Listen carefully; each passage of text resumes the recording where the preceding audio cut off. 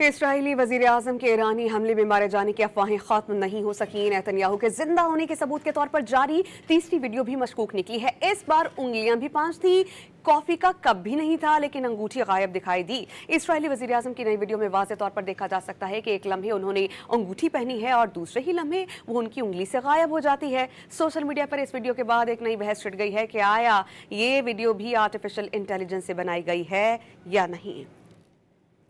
इस्राईली वज़ीर-ए-आज़म के ईरानी हमले में मारे जाने की अफवाहें खत्म नहीं हो सकी। नेतन्याहू के जिंदा होने के सबूत के तौर पर जारी तीसरी वीडियो भी मशकूक निकली है। इस बार उंगलियां भी 5 थी, कॉफी का कप भी नहीं था, लेकिन अंगूठी गायब दिखाई दी। इस्राईली वज़ीर-ए-आज़म की नई वीडियो में वाज़ेह तौर पर देखा जा सकता है कि एक लम्हे उन्होंने अंगूठी पहनी है और दूसरे ही लम्हे वो उनकी उंगली से गायब हो जाती है। सोशल मीडिया पर इस वीडियो के बाद एक नई बहस छिड़ गई है कि आया ये वीडियो भी आर्टिफिशियल इंटेलिजेंस से बनाई गई है या नहीं।